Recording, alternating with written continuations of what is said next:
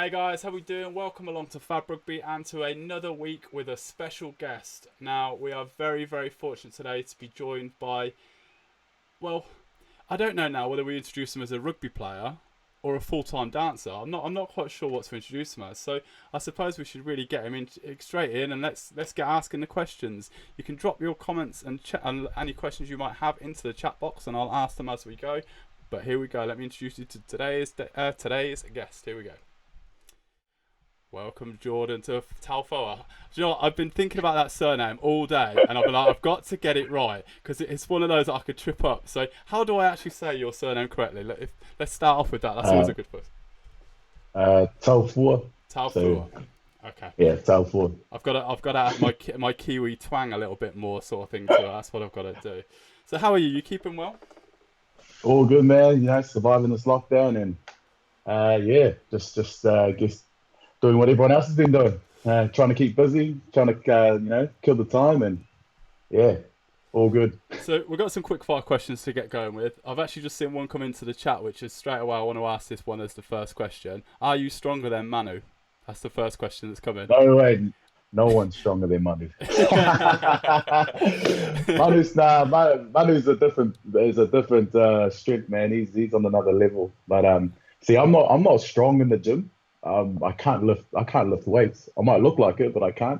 But on the field, it's a different story. I can shift players. You let the field stuff do the talking for you. I like that. Yeah. It is surprising actually from when I see some of the stats of people in the gym, and it's normally the skinny, scrawnier person in the squad that can lift the most. It's the strangest thing half the time. Yeah. So we've got some questions for 100%. you. We've got some questions for you then. So some quick fire ones just to get to know you a little bit better then. So favourite food? Mum's cooking. Nice, good shout. Favourite TV series at the minute? TV Ozark. Very nice. PS4 or Xbox? PlayStation. Best friend in rugby? Oh, best friend in rugby. My teammates. We're going back to the gym question here. Weights or cardio? Oh, wait. Summer or winter? Summer. What's the best hype song for you before a match? Oh, DMX. Where the hood's at. That's the second week in a row I've had DMX shouted as the hype song. Biggest inspiration growing up? Biggest inspiration? My dad. He was my biggest inspiration, but my sporting inspiration was Jonah Lomu. Samoa or New Zealand?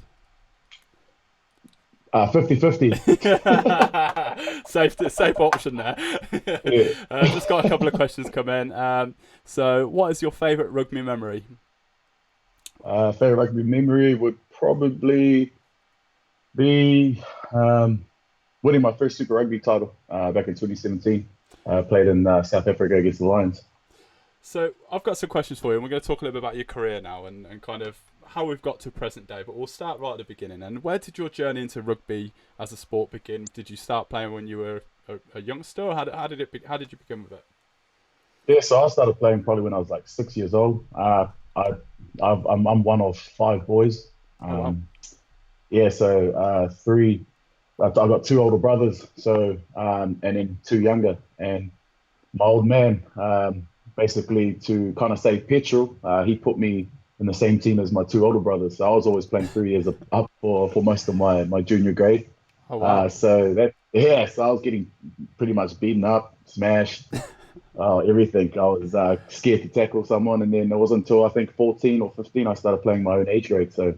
And then that's when rugby kind of kicked off. I was like, "Oh, this ain't a bad sport." I like the fact that it's like, oh, I'm going to save on petrol money, but it doesn't matter. You're getting beaten up a bit, but I'm saving on petrol money. That's the important thing here. Like, hey man, it's tough times when you got a big family, man.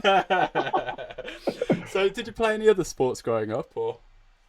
Yeah, I basically played a bit of football growing up, sevens, touch rugby, volleyball. Basically, I tried I tried to dabble in rowing, but I couldn't get up in the 5 a.m. mornings that they used to do. No. I love sleep, so I kind of only lasted probably a week. So when was it kind of like or sorry, did you want to? When did you kind of start to think you'd be a rugby player, like a pro player? When was that? Like, were you thinking at 14, 15, right? I want to pursue this as a career, or was it always just a bit of a hobby? When did you start taking it a bit more serious? Probably for me was at age 16. I thought I was like, oh, I'd love to be, you know, do this for a living and watching the guys on playing Super Rugby back in New Zealand. And you're just thinking of how cool it would be to run out in front of that many people and sign autographs because I was like, oh, I was really hyped about the autographs. Going up to I think when I was like growing up, I think I went up to Michael Jones and asked for his autograph, and that was pretty buzzy. So I remember for me that when I was a kid. So yeah, and then I think that's all just kicked off from there. So John Brett asks, if you weren't a professional rugby player, what career path would you have taken? Lockdown parties. We've got the retirement plan Man, sorted. I don't know, man. Well, when I was growing up, I wanted to be a teacher, so teach the kids, and I also thought there was always a better way of teaching because some of the teachers I had back in high school weren't the best. But that or yeah, I love performing arts as well, as you can tell, So yeah, I don't know wherever that road may be, we'll see. So how did you get to the Crusaders then? How did that come about? From what I could see online and reading a bit about your history and that, it seemed like you were back and forth between counters and stuff. But if you can just give a bit of an insight how you ended up signing for the Crusaders, or so how you started playing for the Crusaders. Yeah, so I'm originally from Auckland. I'm born and bred in Auckland. I went to high school there as well. I actually applied for a scholarship to study down in Christchurch at Lincoln University, and that's how I made my way down to Christchurch. The opportunity of rugby actually came along with it, being part of the academy and part of the scholarship program, which helped me to get into that scene and follow through with that. And then basically just year by year, kind of just worked my way in there. And then 2013, I went down to Christchurch 2010, and then signed with the Crusaders in 2013. So it kind of happened pretty quick. Let's talk about some of the players in that squad.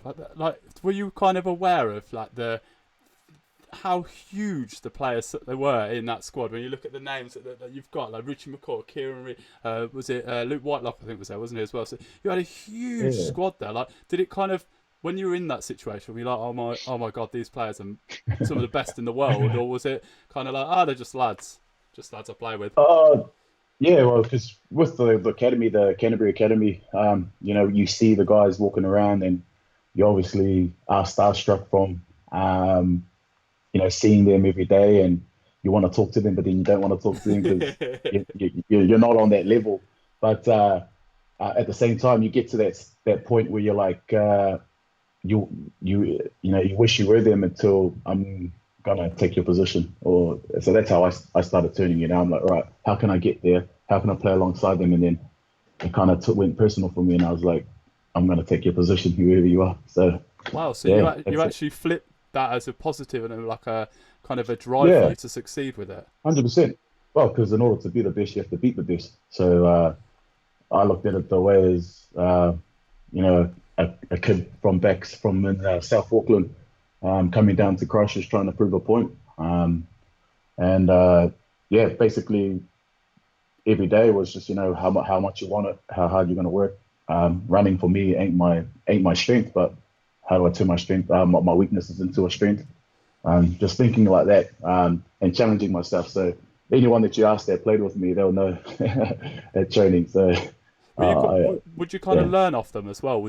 Did you find them quite handy to learn of having experienced players like that in the squad?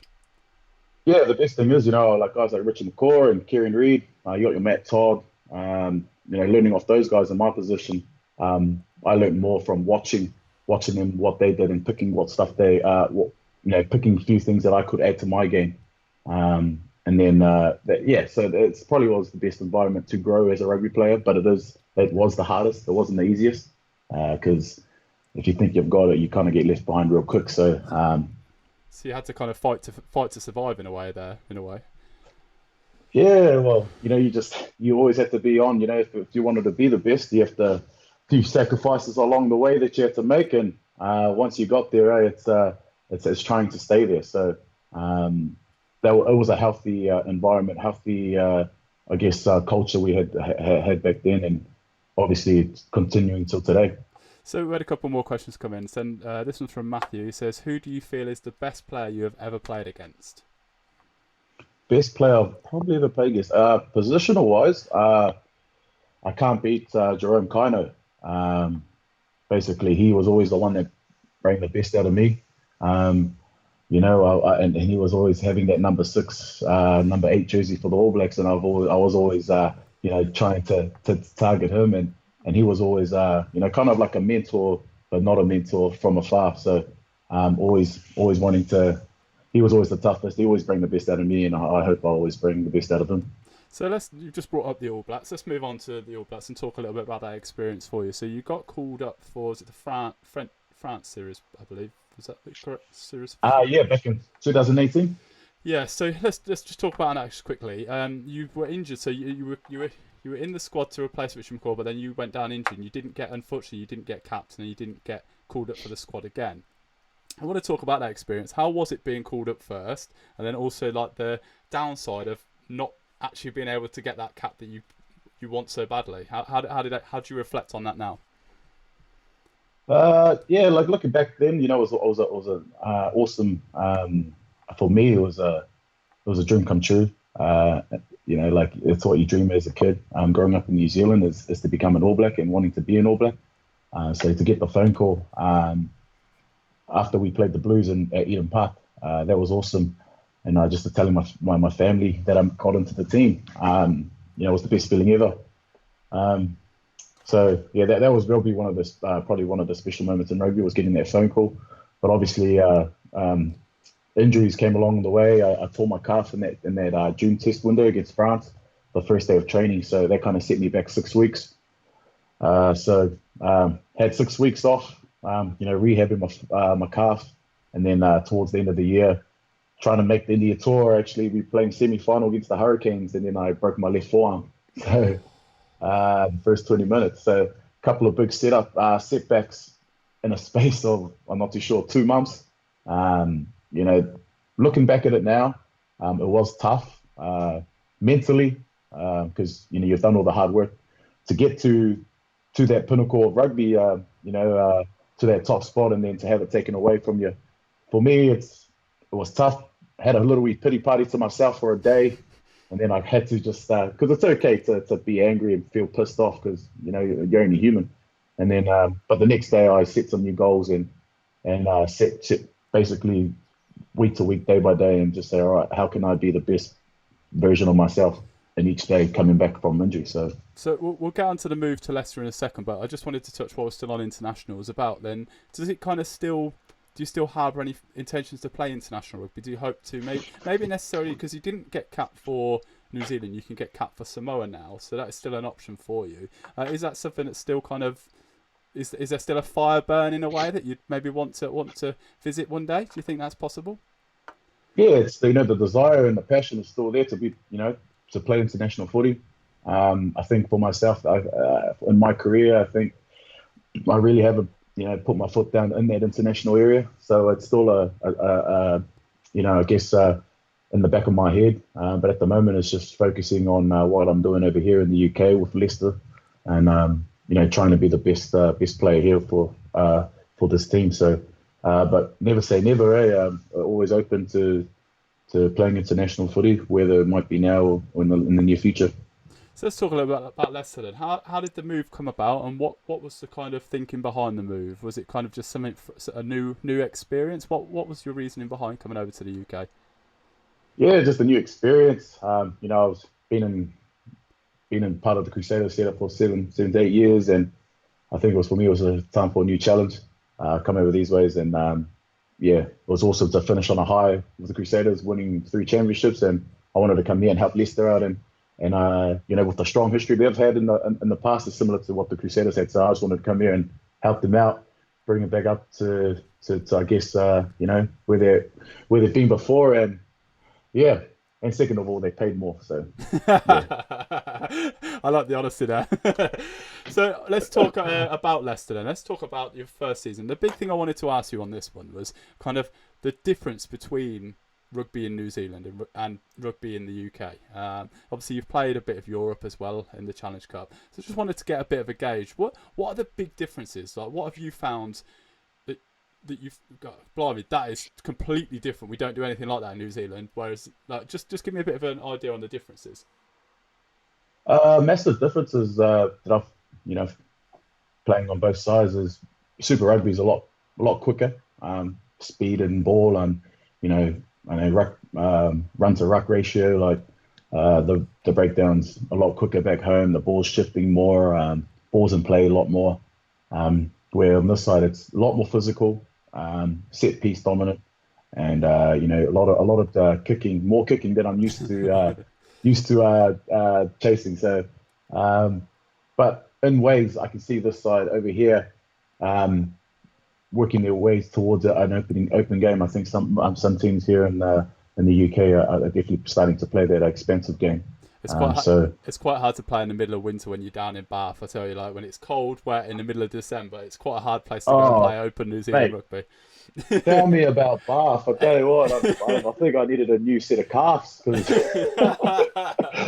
you're on an incline treadmill, friggin' just going quicksand. I tell you what, that was an experience. Love their changing rooms. Oh, can't beat them. It's certainly an interesting experience to go out to. Do you know what though? As a fan, it's actually quite a fun ground to go and visit because it's right in the city. It's a great experience just to go down and watch. But the rugby ground itself is proper old school, spit and sawdust style. Like it's a proper flashback.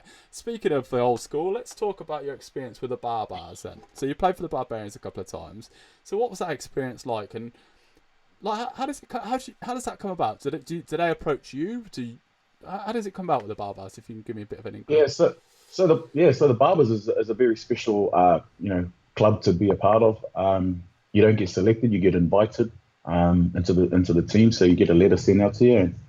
And for me, I was a bit starstruck because when I first played for the Barbers, it was back in 2017, 16, 17, and I was playing alongside some players that have played the game, played 100 tests for their international teams, for their countries, and here I am, having played none, and I'm playing alongside them. So, to be a part of that and to enjoy the culture, I guess from the professional eras, from the professional side, where rugby's gone to now, and then to be selected for the Barbers, it's kind of like the reason why you enjoy playing footy, alongside some mates, have a few beers.